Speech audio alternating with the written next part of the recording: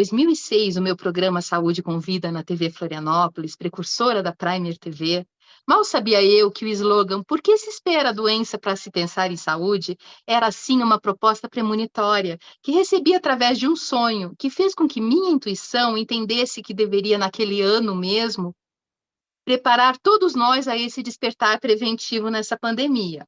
Naquela época, não entendia o propósito de estar realizando o meu sonho literalmente. E eu estava terminando meu mestrado em Reiki e me via como um instrumento a serviço do grande todo, como todos nós somos, alquimistas do agora. Agora, eis-me aqui, em 2023, na Prime TV, apresentando Saúde com Vida Sustentável, a rede dos alquimistas do agora, e te questiono, no que eu faço a diferença para nos ajudar na cocriação do nosso novo futuro pós-pandemia? Você já pensou nisso?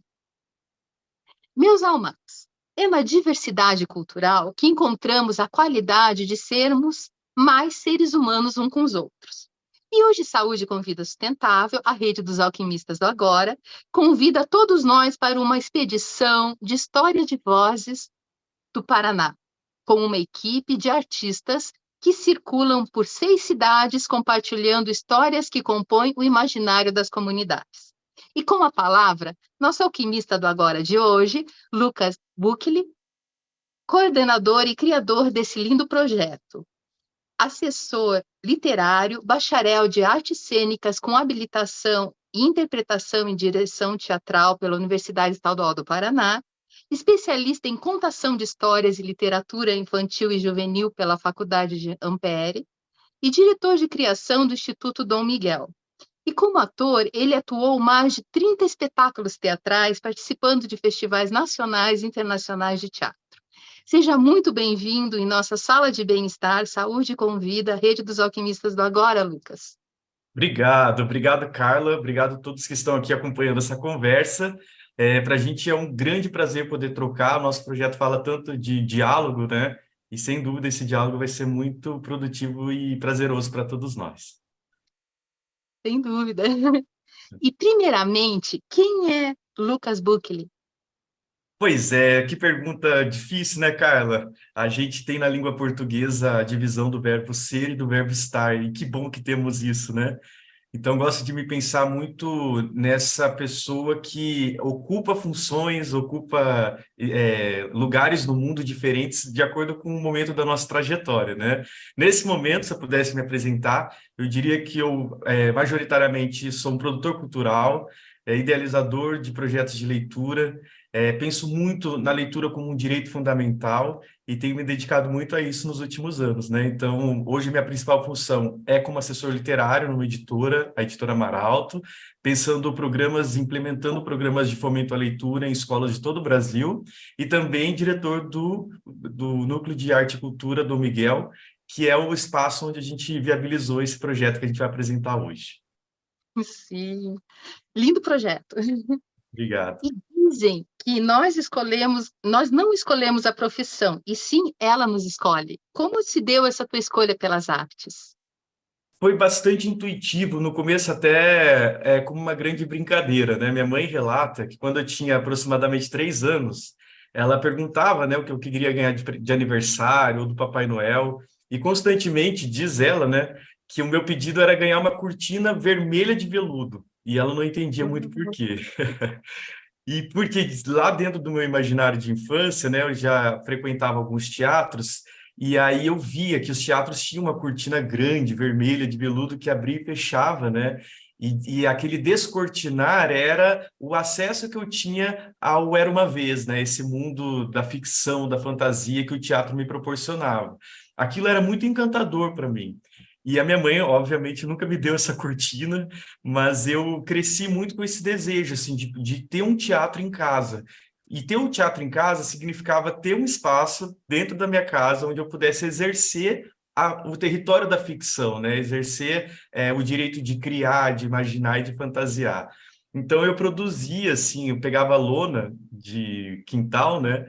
E aí eu produzia no varal de casa essa cortina engendrada que eu abria e fechava. Então, desde muito criança, tinha esse desejo latente e essa brincadeira também. Sempre foi um lugar muito brincante, né? Nada muito racional. E aí, com 10 anos de idade, meus pais se renderam e me matricularam num curso de teatro, né? E aí fiquei nessa escola em Taubaté, que é a cidade onde eu nasci, que é a escola Maestro Figo Camargo, que é o pai da Hebe Camargo, que era o maestro da região. E lá eu estudei durante 7 anos. Depois do curso técnico, eu acabei ingressando na universidade e de lá não parei mais. Então, a relação com as artes, ela vem desse lugar, assim, de um desejo pueril mesmo, assim, um desejo de criança que foi se amadurecendo ao longo do tempo e hoje está aqui me acompanhando ainda hoje, né? Então, a aceitação da tua família pela tua escolha foi tranquila. Foi, sobretudo porque o meu avô materno, ele também era um homem do teatro, né? Ele foi diretor, dramaturgo, ator também. Ele tinha uma relação muito forte com a música, ele era tenor, tocava diversos instrumentos. Então, essa figura do artista sempre circundou as histórias da minha família. Ele era um cara muito adorado, assim. Eu não o conheci. Ele faleceu, minha mãe tinha 18 anos, né? Mas a minha mãe, assim que ele falece, ela também ingressa no teatro. Então, ela participou como atriz de diversos festivais em São Paulo e nutriu, né, essa paixão pelas artes cênicas também durante muito tempo. E ela casou, teve os filhos e acabou abandonando. Recentemente, ela voltou, agora com 65 anos. Ela fez mais uma apresentação de teatro. Que Então, formidável. É legal, né? Me enche de orgulho também. Então, quando apontou esse meu desejo para o teatro, minha mãe abraçou isso, né? Era como até como uma espécie de revisitamento, assim, essas memórias que ela tinha do próprio pai dela. Meu pai também foi um cara que muito sensível, né? Estiveram presentes desde o início, daquelas primeiras apresentações escolares. Então, em casa, houve sempre um incentivo bem marcante. Que joia! E na tua trajetória profissional, você recebeu vários prêmios. E qual deles mais te marcou? Então, Carla, o prêmio é um lugar delicado, né? Porque mexe um pouco com as nossas vaidades também. E eu sempre tento escapar um Sim. pouco desse lugar vaidoso, muito embora a vaidade também nos compõe, né? Mas, assim, em primeiro lugar, eu acho que antes do prêmio tem aquilo que a gente vive em comunidade, né? Então, quando a gente entra numa escola pública, quando a gente abre o livro para uma criança e a gente vê essa relação sincera desse outro que nos recebe, né? E é um acolhimento mesmo. A gente, quando vai trabalhar com arte, a arte é uma experiência do encontro. Então, esse outro que nos recebe, que nos acolhe, é uma peça fundamental para tudo que a gente faz, né? Então, hoje eu diria que o meu principal prêmio é esse acolhimento desse outro que aceita nos receber com o nosso trabalho, com a nossa arte e que doa um pouco de si para esse encontro. Agora, durante a pandemia, o governo do estado do Paraná, ele lançou um prêmio chamado Jornadas, que era para premiar algumas pessoas que fizeram diferença, né, ao longo da sua trajetória profissional em comunidades paranaenses. E eu me inscrevi para esse prêmio muito, honestamente falando, assim, muito preocupado com o subsídio financeiro, que era a época de pandemia. Nós, artistas não estávamos trabalhando, né? Estávamos ali naquela zona super delicada e sensível, assim, de não poder entrar em escola, não poder entrar nos teatros, nos meios, nos espaços culturais. E eu pensei em me inscrever muito por conta disso. E, para minha surpresa, a minha trajetória foi contemplada nesse prêmio, né? E para a gente se inscrever, a gente tinha que fazer uma espécie de clipping, assim, um compilado de tudo que a gente fez. Uhum. Então, eu em casa precisava juntar documentação, registros, fotos, né, dos projetos que foram desenvolvidos. E ao registrar tudo isso, também foi um revisitamento desses 15 anos de profissão, né, na área de produção cultural. Então, foi um prêmio que realmente me orgulhou muito, porque ele não dizia respeito a uma ação específica. Não era um prêmio de um espetáculo, um prêmio de um projeto. Era um prêmio que contemplava uma trajetória, né? De uma carreira profissional dedicada às artes e à cultura. Então, esse prêmio me orgulha bastante. Perfeito, é uma jornada de vida, né? É, Desde pequeno, bem no início, você já se despertou para esse mundo da arte, da imaginação, do imaginário, essa mágica, né, do criar. eu nasci em Taubaté, que é a cidade do Monteiro Lobato, né? Que é o Olha, mesmo onde o escritor nasceu. Lá, a casa onde ele nasceu, hoje funciona como um museu. É um museu histórico, folclórico e pedagógico Monteiro Lobato. Mas quando eu era criança, eu já estava nas artes cênicas, eu fui convidado para fazer o Pedrinho do Sítio do Pica-Pau Amarelo lá dentro desse museu. E aí era muito maluco, porque eu ia para trabalhar, mas eu não tinha consciência de que era um trabalho, né? Então eu era uma criança que saía da escola, estava no período, saía da escola, ia para lá, a princípio a trabalho, mas eu ia para jogar, subir em árvore, para brincar em peão, para ouvir histórias da tia Anastácia, da Dona Benta. Para mim era uma grande brincadeira de ser criança ali, né? Então era difícil, assim, essa linha que divide, né, a profissão daquilo que me dava profundo prazer nunca foi muito delimitada, sempre foi um pouco embaçado, assim. Acho que é por isso que deu certo. Não, sem dúvida, né? Quando a gente faz alguma coisa que mobiliza internamente a gente, né? Daí é a motivação, né? É o motivo que nos leva para a ação da vida, né? É, com certeza. Um E, propósito. sem dúvida. E tudo que existe deve ser nomeado. E como se deu a escolha do nome Expedição de História Vozes do Paraná? Olha, esse projeto me acompanhando há bastante tempo, né? Não sei se eu falo já sobre a criação do projeto ou primeiro falamos sobre o nome do projeto ou já falamos tudo junto? O que que você prefere? Né, vamos falar pelo nome primeiro? Vou começar pelo nome, então tá Tá. bom. A gente tinha uma ideia de fazer uma circulação, né? Era ir ao encontro desse outro, né? Dessa outra que nos escuta, entendendo que a voz desse outro que está em algum canto de alguma cidade nos interessava, assim. Mas como pensar, né? Pensar em viagem, itinerário, e aí a gente chegou à ideia de expedição, porque éramos expedicionários, né? Que circulava por cidades em busca de histórias. E nessa busca, né, nessa grande circulação de uma viagem mesmo, e aqui era uma viagem literal, porque a gente pegava ônibus, a gente percorreu, para você ter uma ideia, 4.200 quilômetros ao longo dessa trajetória do projeto Expedição de Histórias Vozes do Paraná. E nesses 4.200 quilômetros, muitas horas de estrada, muitos encontros, a gente chegou à conclusão que a gente tem como matéria-prima assim, desse trabalho a voz, né? Tanto a nossa voz, que levava repertório de histórias de contos tradicionais, contos africanos, contos originários, mas, sobretudo, essa voz do outro que nos fornecia algo de uma natureza identitária mesmo dos municípios, né? São aquelas histórias corriqueiras, as histórias mais triviais do cotidiano daquela cidade. Então, na verdade, a ideia do projeto é fazer uma costura de vozes. Essa edição a gente concentrou no estado do Paraná. Então, a gente concluiu, né, o projeto com essa nomenclatura. É uma expedição, mas não é qualquer expedição, é uma expedição de histórias. E aí ela busca o quê? Vozes. Vozes da onde? Vozes do Paraná. E assim a gente chega ao nome Expedição de Histórias Vozes do Paraná. E como veio surgir essa alquimia interior, essa criação tua dessa proposta? Pois é, em 2012, olha como as coisas são, né? A gente ficou 10 anos amadurecendo a ideia desse projeto.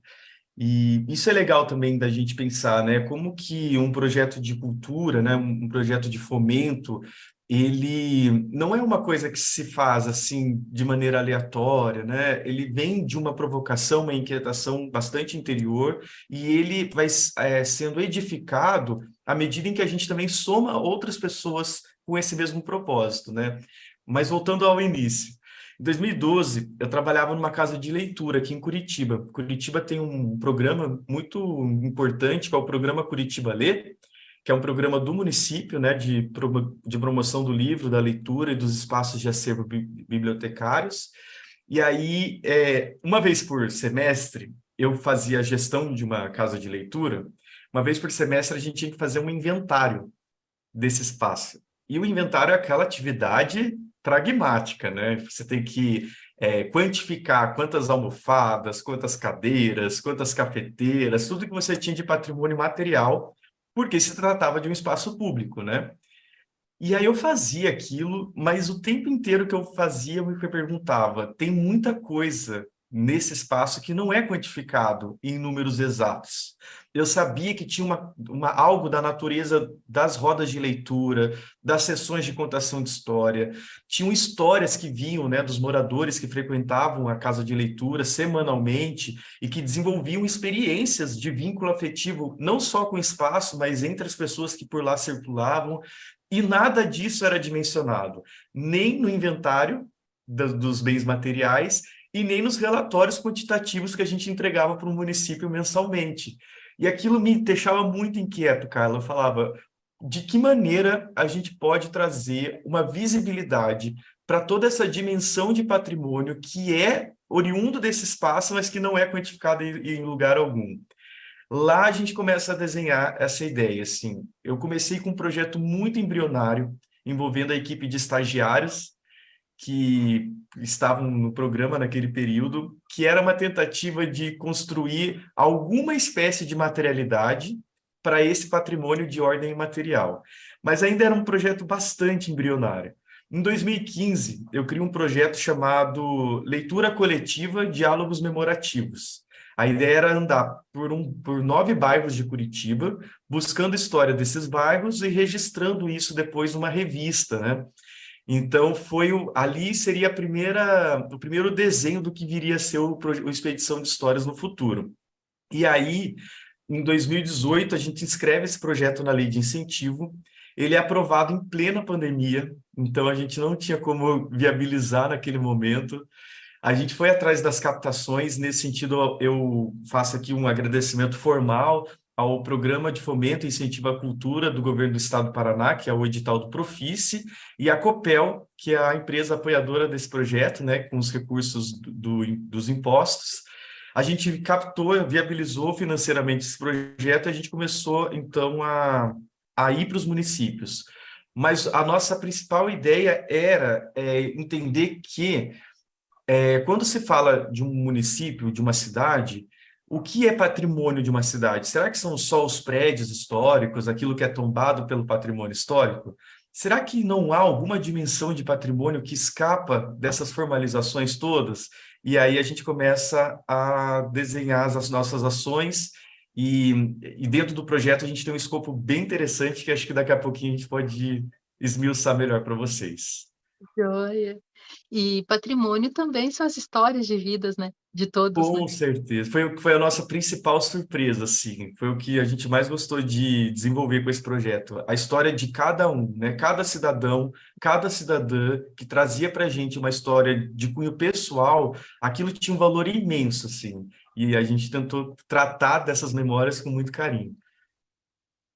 E segundo as tuas palavras, né, além dos registros de um filme, é uma nova história paranaense, repleta de afetos, expressões culturais, escrita por todas as pessoas que fizeram parte dessa expedição. Nos fala desse filme que surgiu, o documentário. Então, o documentário ele vai ser lançado amanhã, no dia 3 de julho em Curitiba, né? Uhum. Agora de 2023, no Cine Passeio. A gente convidou uma equipe que circulou com a gente também, uma equipe de audiovisual da produção Pinguim. O Rodrigo Rayala foi a pessoa responsável pela produção do roteiro e direção desse documentário. A gente também teve uma equipe muito sensível, de câmeras, né? A Lídia e a Mariama, que acompanharam a gente também nesse percurso. E é legal falar do trabalho deles, Carla, porque a gente tinha um roteiro de ações, mas é diferente de você filmar um filme tradicional, que você tem lá o roteiro, a cena, já toda escrita, né? E o diretor já tem o começo, o meio e o fim do que vai acontecer. Nós não tínhamos isso, né? A gente tinha os encontros, então a gente agendou conversas com um grupo de idosos, com centros culturais, centros sociais, a gente agendou visitas em escolas públicas, a gente entrou em casas de moradores que nos receberam muito generosamente, só que a gente só tinha esse encontro marcado e algumas provocações que vinham de perguntas, de ações pontuais que a gente ia desenvolvendo. O resto, a gente não sabia o que aquele encontro iria nos fornecer, né? Então, como material para um vídeo, né, um documentário. Então, nesse sentido, a equipe de audiovisual, ela foi muito importante nesse processo, porque também é um olhar, né? Eu sempre gosto de pensar que a poesia ela não está no espaço, a poesia está no olhar do poeta. Se a poesia estivesse no espaço, todo mundo enxergaria, né? Qualquer pessoa que passasse por lá enxergaria. Mas nem sempre a gente percebe algo poético acontecendo. Por quê? Porque a poesia está nesse filtro do olhar de quem direciona, né? A sua atenção para algum acontecimento. E para nossa alegria, assim, a equipe de audiovisual, eles conseguiram, é, por uma mediação muito sensível, acompanhar tudo o que acontecia. E aí há um cuidado também deles de não deixar o público que está sendo entrevistado ou que está ali na nossa ação se sentir acanhado, né? Porque a presença da câmera, do microfone, são equipamentos que nos deixam constrangidos, né? E eles foram muito sensíveis, assim. E quando a gente terminou de editar, né, e a gente assistiu o filme juntos, eu pensei, nossa, a gente conseguiu de fato extrair o que a gente tinha de mais genuíno desses encontros, que é a voz desse outro, né, que vai trazer para a gente uma dimensão de um Paraná que não está nos livros de literatura. Isso é muito legal, né? Quem conta a nossa história? Né? Quem é o dono da nossa história? Quem é o detentor da nossa história? Muitas histórias não são contadas nos meios oficiais, por vários motivos. O mercado editorial também influencia muito isso, né? Quem são os escritores publicados hoje? Onde estão? Se a gente pegar todas as publicações nacionais, as publicações premiadas, né, em grandes prêmios como o Jabuti, de onde vêm esses autores e essas autoras? Quantas mulheres são publicadas anualmente no Brasil? Quantas vozes de pessoas que vivem em regiões periféricas da cidade são ouvidas, né? Nesse sentido, eu lia um livro que mexeu muito comigo nesse processo todo, se chama A Biblioteca à Noite, do Alberto Mangel.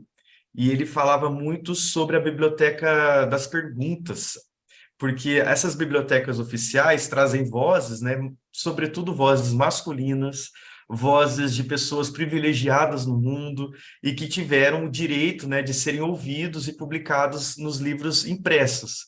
Mas tem muitas outras vozes silenciadas no nosso meio, né? Então, muito desse caminho todo foi em busca das vozes que não seriam escutadas dentro dos meios oficiais. Então, a gente conversou muito com, inclusive, pessoas analfabetas, assim, sem o processo de apreensão, né, e apropriação da escrita, e que, de repente, a gente tem essa história agora registrada, tanto em filme quanto em livro. E depois, futuramente, quando essa pessoa não estiver mais por aqui, sabe-se lá por quanto tempo essas histórias vão poder ser resgatadas e rememoradas dentro desses registros, né? Então, isso tudo é uma coisa que nos orgulha muito, assim, entender que o protagonismo está no outro, né? E esse outro merece ser ouvido, porque a história de cada um é digna de cuidado e é importante para a construção da nossa identidade coletiva. Foi um movimento de dar lugar de fala, né, para as É, pessoas que têm essa matéria-prima, né, do isso, existencial, né. com certeza. E enfim, eu não posso contar muito ainda, porque é surpresa, né? Ah, Mas tá. para quem não está em Curitiba, isso é importante a gente dizer. O filme depois vai estar disponível na plataforma do YouTube do Produção de Histórias, Vozes do Paraná. De repente a gente pode até disponibilizar para vocês também dentro do canal de vocês, deixarem como mais um canal de acesso. E a gente vai distribuir gratuitamente, né? Todos os exemplares produzidos por meio do programa, do projeto, a gente vai distribuir gratuitamente em bibliotecas públicas, escolares e comunitárias. Então a ideia é espalhar essas vozes agora pelo Brasil todo. Pelos 4 cantos, né, pelos Com 4 certeza. ventos, né. E, além do registro audiovisual, haverá também o livro, né, que você comentou. E foi um acolhimento de vivências, tanto das oficinas de leitura e de escritas, nas palavras de 2 grandes e queridas escritoras, né, a Glória Quirinos e a Lucy Colin.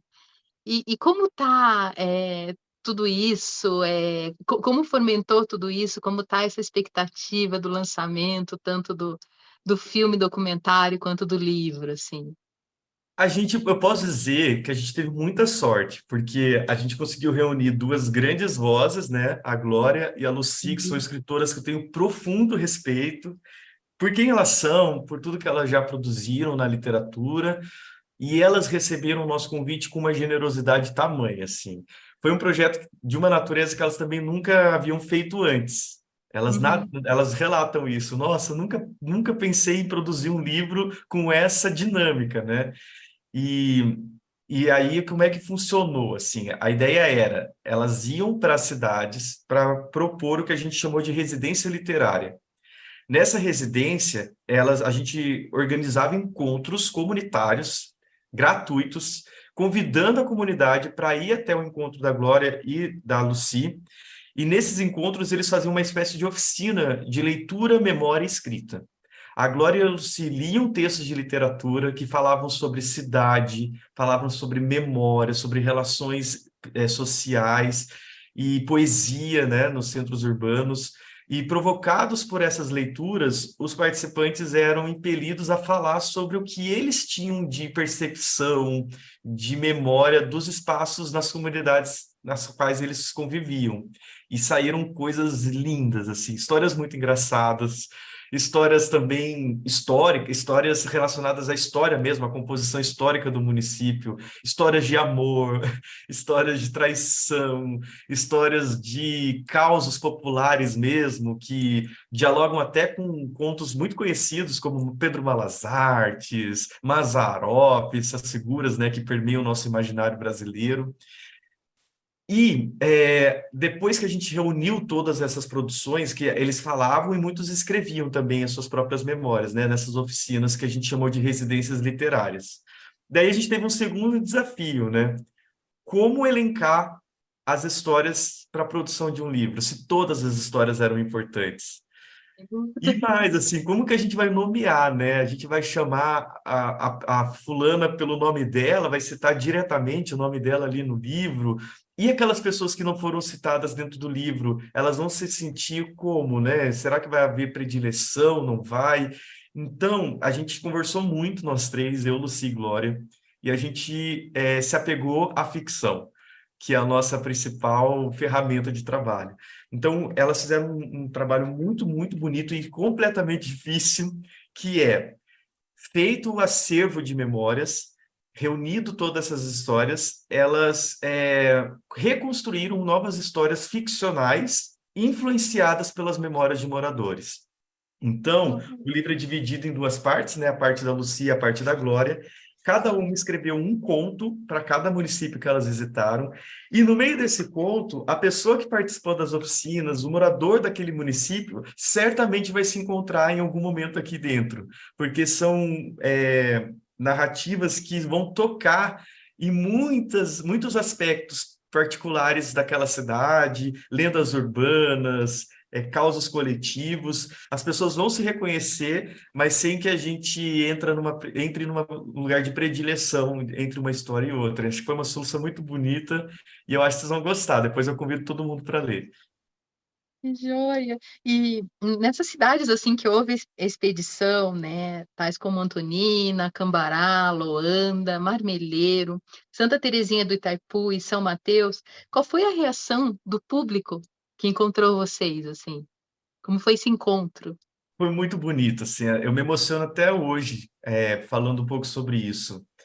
Produzir arte e cultura, Carla, no Brasil não é uma tarefa confortável, né? A gente tem que É lidar com árduo, né? muitas intempéries.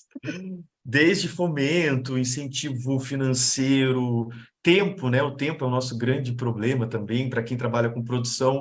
Esse é um projeto que de natureza, de uma ordem, né? De médio a longo prazo. A gente precisa do tempo, né? O tempo é nosso principal aliado nesse aspecto, sim, porque é o tempo que traz maturidade até para as relações que a gente quer construir. A gente queria fugir desse paradigma colonizador, né? Que traz essa ideia, às vezes, totalmente equivocada de que somos os detentores da cultura Uhum. e vamos levar a cultura para o interior. Isso nunca passou pela nossa cabeça, somos radicalmente contra tudo isso. A gente ia em busca de um saber estruturado naquele município, né? A gente ia em busca de algo que aquele município poderia nos dar, né? Só que como fazer essa aproximação de maneira genuína e não invasiva? Então, o tempo foi um fator muito importante. Mas financeiramente, o tempo para quem trabalha com produção cultural é um problema, porque você precisa remunerar todos os profissionais da cadeia produtiva da arte e da cultura num espaço de tempo também maior. Então, foi bastante difícil, mas a pergunta era de que maneira a gente foi recebido, né? Apesar de todas as intempéries, assim, o que mais nos motivava e mantinha a gente convictos no nosso propósito era o carinho e a generosidade com a qual a gente Uhum. era recebido em todos os municípios, sem exceção. A gente fazia um contato inicial com as secretarias municipais de educação e cultura, né? Era um contato mais institucional. Eles faziam as mediações desses grupos para a gente localizava o grupo geograficamente no município, tentava contemplar também regiões diferentes daquela mesma cidade, e aí quando a gente chegava, de fato, né, diante desse público, era um carinho sobremaneira, assim. E ao ponto de alguns moradores receberem a gente dentro das casas, com roda de samba, com comida, com bebida, tamanho respeito que eles tinham, né? E esse acolhimento afetuoso mesmo que eles nos deram. Então foi muito, muito gratificante. Vamos levar para a nossa vida isso. E ao teu ver, quais são as práticas preventivas em sustentabilidade humana que o Lucas faz a diferença para nos ajudar a co-criar esse novo futuro pós-pandemia? Eu acho que o Lucas não faz nada, né? Eu faço junto com os meus pares. Esse projeto, inclusive, tem uma ficha técnica gordinha aqui. Hum. É muito prazeroso e muito bom estar ao lado de todas essas pessoas. A gente circulou com 5 narradores de histórias, né? Narradores e narradoras, são artistas aqui de Curitiba, a Ciliane Vendrúsculo, Fabiane de César, o Lilian de Souza, Marcel Malê e o Rafa de Lari. Temos a Glória e a Lucy, que foram citadas no livro, a equipe de audiovisual.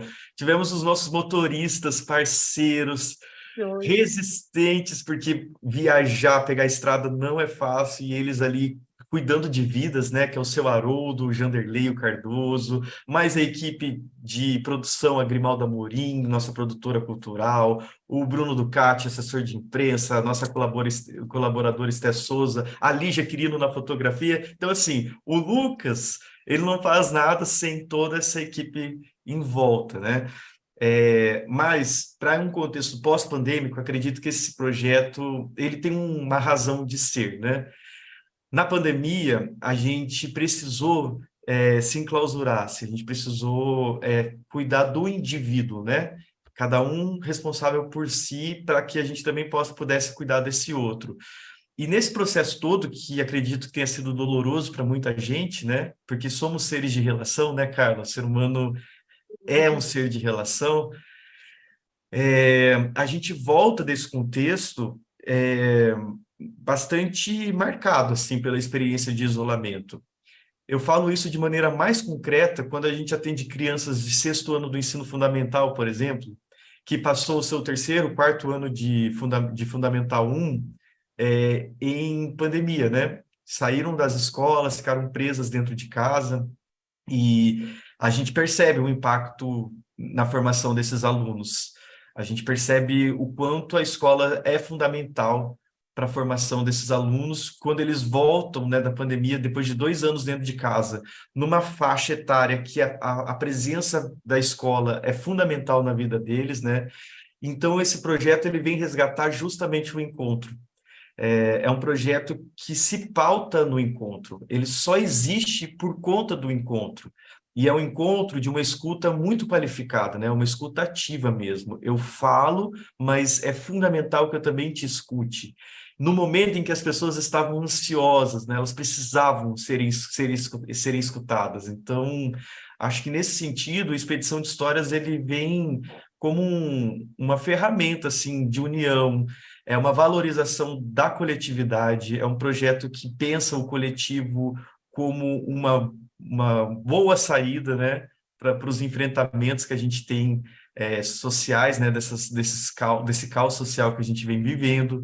E é um projeto que tem como matéria-prima o cuidado e o afeto, né, que são é, modos de Valores essenciais do humano, né? Isso. Estão ali na base, né, das nossas relações com o mundo, né? Então, acho que acredito um pouco nisso. Sem dúvida. E nos deixa uma mensagem aos nossos telespectadores. uma mensagem, olha, eu vou trazer então uma frase do próprio Alberto Mangel que eu citei aqui para vocês, em diálogo com outro autor que me influenciou bastante nesse percurso, que foi o Walter Benjamin, né? O Alberto Mangel está lá citado na Biblioteca à Noite, e o Walter Benjamin, num texto chamado Experiência e Pobreza, né? O Benjamin nos pergunta qual é o valor, ele fala qual é o tomo, né? Qual é o valor de um patrimônio cultural se a comunidade não se apropria dele, né? Em suma, fazendo agora uma tradução para o nosso meio das histórias das bibliotecas. As prefeituras, os municípios, eles podem investir em grandes espaços culturais. A gente pode construir uma biblioteca imensa, cheia de prateleiras coloridas, poltronas, tecnologia, mas todo esse investimento, ele não vai ser suficiente se a comunidade não se apropriar de fato desse espaço, né? Se a gente não construir experiências nesse espaço que nos vincule a ele. Isso é um pensamento que o Benjamin nos traz. E junto disso, o Alberto Mangel nos traz uma ideia de que o mundo é uma grande biblioteca também. Então, temos as histórias presentes. Oi, estou mudo? Agora deu. Ah, tá. Temos as histórias presentes nas bibliotecas, mas temos as histórias que estão circulando pelo mundo. E quem tem esse olhar curioso, esse olhar disposto à escuta, vai ser surpreendido pelo tamanho do acervo de boas histórias que estão circulando por aí. Então, a mensagem que eu deixaria para que os espaços de cultura da sua cidade, da sua comunidade tenha valor, é fundamental que você se aproprie dele, que você vá até ele, interage com a programação, propõe a programação para esses espaços, né? Convide grupos de seus amigos mais próximos para desenvolver momentos de partilha, de trocas afetuosas nesses espaços, para que eles façam sentido para a comunidade efetivamente, né? E para além das paredes das portas e janelas desses espaços institucionalmente reconhecidos, há um mundo todo à nossa disposição, à espera de ser explorado no bom sentido, né? De ser investigado e vamos atrás dessas histórias, porque, sem dúvida, a gente tem muito o que aprender entendendo o mundo como uma grande biblioteca. Mas olha, eu te agradeço de coração por essa nossa conversa e quando tiver mais novidades para nos falar do filme, quando o filme for para a plataforma, eu te convido para você voltar para nos passar mais essas informações. Legal. Eu agradeço muito esse espaço, espero mesmo que essa conversa chegue a muitas pessoas e seguimos em diálogo, né? Porque esse papo ainda tem muito desdobramento daqui para frente. Sem dúvida. E eu deixo para vocês uma mensagem, né? Uma Oh, mensagem muito de obrigado. Jung. É, todo encontro é alquímico. Na medida que o outro modifica, a gente também se modifica, né? É um processo, Sim. né? E se você é um empreendedor e acredita numa rede de saúde com vida sustentável, Alquimistas do Agora, na pós-pandemia, entre em contato. saudecomvida@gmail.com, respondendo no que você faz a diferença para nos ajudar a co-criar esse novo futuro pós-pandemia. E seja nosso novo alquimista do agora a ser entrevistado por mim, assim como o Lucas. E Saúde com Vida Sustentável fica por aqui. Agradeço muito de coração o carinho, o e-mail e a audiência de todos vocês. E até o nosso próximo programa. Namastê. Bruno tem que escrever o que eu vou falar para não falar bobagem, né?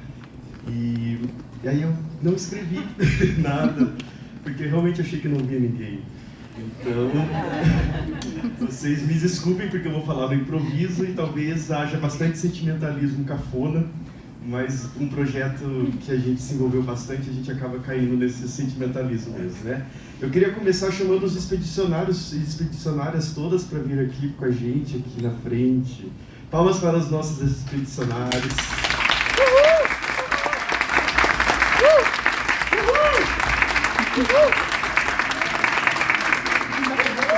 A Lucia, Lucia Glória. Aliás, Glória fez aniversário ontem,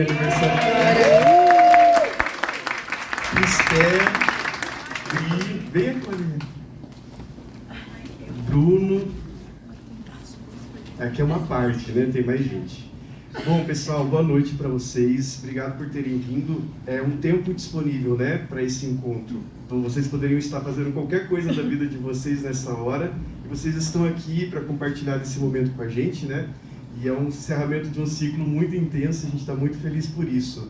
Esse projeto ele foi pensado, idealizado em 2012, escrito na Lei de Incentivo em 2018, foi aprovado em 2020, captado em 2021 e realizado em 2022, 2023.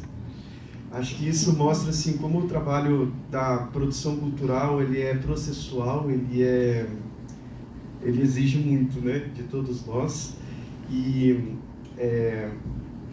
acho que eu quero fazer um agradecimento especial para vocês, sobretudo para vocês, porque o nosso projeto, ele passou por muitos percalços, assim, muitas intempéries, eu diria. A gente atravessou uma pandemia, né, durante a aprovação e execução dele, a gente estava num governo de merda durante a execução dele. A gente viveu na pele medos honestos, né, medos reais, assim, porque a gente foi para bastante cidade, num público muito plural. A gente não fazia ideia do que a gente encontraria e a gente passou por medos reais, assim. E fora o orçamento que estava totalmente desatualizado e a gente teve que rebolar com esse orçamento também, porque é um orçamento pensado numa década e realizado em outra. E mais as nossas próprias fraquezas, os nossos próprios preconceitos, as nossas próprias imaturidades de lidar com um projeto que às vezes é maior do que a gente, né? E tanto eu quanto o Gri, a gente foi muito abraçado por vocês, assim. E a forma como vocês acolheram, inclusive as nossas fragilidades, os nossos problemas, os nossos percalços, foram muitos quilômetros, muitas horas de viagem. Era em van, era em ônibus, não era nada muito confortável. Parávamos para comer em lugares bastante duvidosos. Dormíamos em alguns lugares questionáveis também. E a gente foi recebido com muito carinho por vocês todos e todas. Então, muito obrigado. Esse projeto, ele não encerra aqui, né? Agora a gente vai fazer a circulação com o documentário, com o lançamento do livro da Lucia e da Glória, pelas 6 cidades que a gente circulou. A gente também entrega para todas as cidades uma exposição fotográfica que a Lígia Quirino, a nossa fotógrafa, fez. E a ideia é que a gente faça a próxima edição, Expedição de História Vozes do Brasil. Então, torçam por nós. Eu vou encerrar para o tempo. Eu só tenho que dar 2 recados. Primeiro, um agradecimento muito, muito especial a 2 pessoas que também não estão aqui, mas estão aqui de alguma forma, seja conceitualmente, seja por inspirar pelo trabalho que esses dois profissionais desenvolvem, que é o Léo e o Cadu Cinelli. Com certeza, o trabalho de vocês estão aqui também, por todas as nossas conversas, tudo que a gente já fez juntos, né? E eu vou passar a palavra para o Rodrigo e depois deixar totalmente livre para quem quiser conversar, tá bom? Boa noite. Boa noite. Boa noite. Bom, eu fui um dos expedicionários responsáveis por fazer o registro da coisa toda, e o registro da coisa toda se transformou num documentário, que é isso que a gente vai ver hoje. E aí eu gostaria de falar rapidamente, serei breve, como que foi esse processo de ir fazer esse registro, né? Nós éramos uma equipe, eu, a Lídia, que está aqui, e a Mariama, que não está eu ia falar no país, está no país, Minas Gerais agora. Enfim, quando o Lucas convidou para entrar nessa expedição, tinha a ideia não é que a gente fizesse o registro somente das ações, né, das oficinas e das contações de histórias, mas também eram contadores de histórias que estavam indo levar histórias para uma cidade, mas essa cidade tinha histórias para contar, né? E a ideia era que a gente também trouxesse também histórias na bagagem. Então, o registro era procurar histórias ou se deixar encontrar pelas histórias também, né? E aí foi tudo meio ao acaso, assim, quando a gente entrava e ia para a viagem, não existia A única coisa que a gente sabia é que a gente ia acompanhar alguns deles durante aquele dia, mas na cidade a gente não sabe o que vai encontrar, né? E ao acaso a gente acabou encontrando diversas histórias, diversas pessoas e coisas super legais também, né? Quando não tinha roteiro, a gente saía pela cidade e nessa saída encontrava, sei lá, um grupo de idosos jogando num torneio de xadrez na beira do rio. E isso já tinha uma história, né? Ou numa cidade que todas as garis da cidade eram só mulheres, né? Curioso, mas por algum motivo isso tinha, né? Isso também já era uma história. Enfim, e a coisa foi acontecendo sempre ao acaso, mas o acaso também ajudou a gente, assim, né? E aí de hoje eu gostaria de falar também que a gente teve um problema técnico, então eu vou pedir a paciência e compreensão de vocês, se em alguns momentos durante o filme o áudio vai dar uma baixada, muito discrepante, ou ele vai desaparecer misteriosamente. Isso também é uma história. Isso também é uma história. É para estimular a imaginação de vocês. Uma pausa, um silêncio pra gente sentir ou tentar ver o que a pessoa tá falando, enfim, leitura de lábio. E é isso, gente. Obrigado. Vamos ao documentário. Só um recadinho rápido, então. Agora é um recado rápido. Agora é o vídeo documentário e na sequência tem o lançamento do livro da Lucy da Glória. É um livro ficcional, vocês vão ver lá no prefácio como ele foi construído, mas a gente tem um recado técnico mesmo. 21h30, a gente precisa desocupar o prédio, porque os funcionários do Cine Passeio estão desde de manhã no regime de trabalho de 12 horas. Então, por respeito a eles, para que eles cheguem em casa seguros, tranquilos, no horário justo, né, de trabalho, a gente vai assumir um compromisso coletivo de se responsabilizar para sair 21h30, para a gente não sobrecarregá-los também com o trabalho deles. Pode ser? Então, muito obrigado e bom filme para todos nós.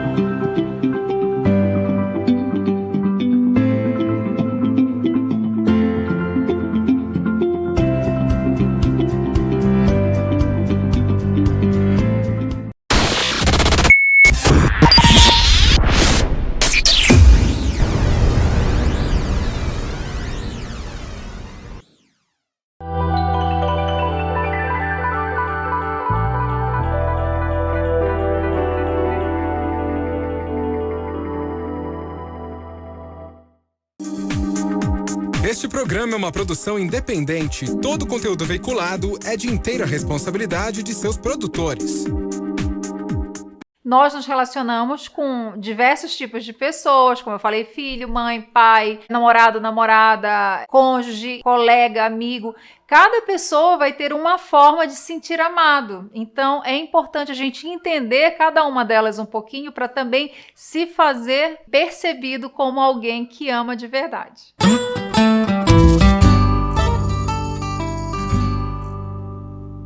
O tema do café de hoje é a respeito das 5 linguagens do amor, do best-seller de Gary Chapman. Esse livro, basicamente, o que ele fala? Que não basta você amar alguém, é importante nós falarmos a linguagem do amor dessa pessoa. Então, como é que isso funciona na prática? A pessoa, ela se sente amada, ou você pode pensar em relação a você. O que faz você se sentir amado? Não adianta apenas amar. É importante que a pessoa ela tenha essa percepção desse amor. E ele dividiu em 5 linguagens. Mas existem mais do que essas 5 linguagens do amor. Mas essas 5 seriam linguagens universais para nós já começarmos a nos situar em relação à forma como nós nos sentimos amados. A primeira linguagem do amor, palavras de afirmação. Sabe aquelas pessoas que o tempo todo elas sentem valorizadas quando elas são elogiadas, quando elas fazem alguma coisa e a pessoa ela dá valor para aquilo que ela fez? O elogio, para quem não tem essa linguagem como principal, parece, nossa, como a pessoa é carente, precisa o tempo todo ser elogiada. Só que não é assim que funciona. O que é interessante a gente, independente da nossa linguagem principal, dentro desse estudo ele fala que a gente tem uma linguagem principal e uma outra secundária, mas o que é importante a gente entender? Nunca a gente pode subestimar aquela linguagem que não seria a nossa primária ou secundária. Então, para uma pessoa, se você se relaciona, outro ponto importante, não é só relacionamento afetivo. Essas linguagens do amor é importante nós entendermos, porque nós vamos nos relacionar não apenas com o cônjuge, namorado, namorada, não, mas com o filho, com a mãe, com o pai, com os amigos. Cada um também tem uma forma diferente de entender o afeto, de perceber o carinho, a atenção. E é importante a gente ficar atento para isso, porque muitas vezes a gente faz um esforço muito grande, achando que está abafando, enquanto que na realidade a pessoa, ela, como não é a linguagem principal dela, ela não consegue identificar e nem subestimar, como eu dei o exemplo de palavras de afirmação. Tem pessoas que precisam elogiar algo positivo em uma pessoa, isso não custa. Eu inclusive considero das 5 linguagens essa uma das mais fáceis que tem de a gente fazer, porque é só você evidenciar, é só você focar no positivo e valorizar aquilo que a pessoa tem, o que ela fez, o que ela tem de especial. Então, palavras de afirmação é uma das linguagens do amor. A segunda linguagem que eu vou falar para você é presente. Se eu falei que a primeira, ela seria uma das mais fáceis, porque é muito fácil a gente elogiar alguém e basta, mesmo que não seja a sua principal, basta você estar atento e fazer isso uma prática, um hábito, depois ela se torna algo natural. Mas presentes já é algo que exige uma função a mais, né? Então, uma pessoa que tem a linguagem do amor presente, às vezes a pessoa pensa, nossa, a pessoa é interesseira, tem que estar ganhando presente o tempo todo. Não, porque essa linguagem é algo muito simples, é a lembrança na realidade, é o que fez, não é um presente necessariamente excepcional, mas o fato de alguém ter se lembrado. E geralmente esse se lembrado são coisas que têm a ver com a pessoa. É bom, é interessante a gente perceber as pessoas que estão, no caso, que nos são importantes, que é muito importante a gente manter um relacionamento e que ela entenda que ela é amada. Se ela tem essa como linguagem principal, é você estar atento a datas, e não é só data de aniversário, são diversas datas especiais. Então, você começou um relacionamento com alguém, ou você tem um filho ou uma filha que você nunca tinha pensado a respeito disso. Se você identificou que essa pessoa que para você é preciosa, ela tem essa linguagem, começa a anotar as datas que para ela são importantes. E nessas datas pontuais, tenha o cuidado de dar uma lembrancinha que seja. Porque não é o valor do presente, é a intenção, é a atitude. A terceira linguagem é atos de serviço. Particularmente é a minha linguagem. O que seria atos de serviço? É aquela que você vai fazer algo em relação a alguém que para você é especial. Então, pessoas que têm essa como linguagem principal são pessoas que adoram quando, por exemplo, alguém faz uma comida especial, quando alguém resolve algum problema que para você vai facilitar a sua vida. Então, quando você tem alguém especial que tem essa linguagem, procure ver o que você pode ser útil em termos de atitude mesmo, de fazer alguma coisa que faça a diferença positiva na vida daquela pessoa, de tornar a vida dela mais fácil. Então, quem tem essa linguagem de atos de serviço, a pessoa ela fez aquela comida especial, não é para deixar a pia cheia de louça suja, tipo assim, já fiz a minha parte, porque isso não funciona como ato para quem tem essa linguagem como principal. Então, a pessoa ela faz e ainda lava. Então, assim, tem muitas formas de ajudar, de ser útil, de se preocupar realmente em tornar a vida da outra pessoa mais fácil. Se você identifica essa como uma linguagem principal e que você quer fazer, faça de coração, com atitude. E não já pensando que depois você vai cobrar porque aquilo te custou muito, foi muito cansativo. Isso vale para todas as linguagens. A gente tem que ser altruísta, tem que dar realmente, fazer com que a pessoa se sinta amada. A quarta linguagem é tempo de qualidade. Essa também é uma que eu considero que é uma das que dá mais trabalho. Ela demanda mais trabalho porque tempo é vida. Então, quando você se programa, e tempo de qualidade é se programar, é colocar na agenda e fechar a agenda para aquela pessoa. Seja ela cônjuge, seja filho, filha, é você dar total atenção, sem celular, sem distrações. É estar realmente com aquela pessoa fazendo o que ela gosta. Ainda tem isso. Não é você escolher suas programações e incluir ela dentro, com seus amigos, suas amigas, incluir dentro. Não, é você ter tempo de qualidade para ela.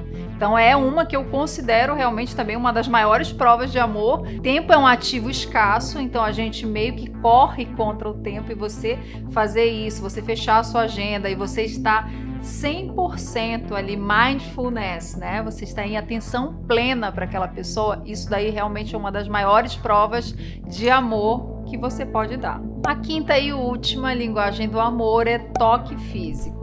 Sabe aquelas pessoas que você estando do lado, elas já pegam na sua mão, já fica fazendo carinho, que gosta de mexer no seu cabelo? Geralmente são pessoas que têm essa como principal linguagem. Aquelas que quando dão um abraço, demora no abraço. Tem outras pessoas que já não suportam esse tipo de linguagem, mas o que é importante estar atento? Se aquela pessoa que para você é importante que ela perceba, que ela se sinta amada, você ficar atento também para ter essa linguagem corporal de afeto, de carinho, de demonstrar amor através do toque. Então, cafuné, massagem, principalmente massagem, né? Massagem é algo que demanda energia, atenção. Tem muitas formas de se demonstrar quem tem o toque físico como principal, mas sempre se lembrando de estar próximo, de fazer com que a pessoa ela sinta realmente o toque. Então, não adianta uma pessoa que tem essa como linguagem principal só falar, só elogiar, só fazer alguma coisa, só estar junto se não houver toque. Então, tá assistindo um filme? Pega na mão, faz carinho na mão, mas esteja presente de que essa é a linguagem principal dessa pessoa. Geralmente a gente acaba sabendo quando nós estamos perceptíveis a essa linguagem, a esse tipo de demonstração de afeto. Então, se você ainda tem dúvida em qual é a sua principal, você ficou em dúvida, tenho todas essas, ou então tenho 4, 3, veja aquilo que você detesta quando alguém faz. Geralmente o contrário disso é a sua linguagem principal. Por que eu achei interessante trazer para cá para o canal esse tema? Porque eu trabalho e falo muito a respeito das linguagens, né? Linguagem visual, linguagem verbal, não verbal.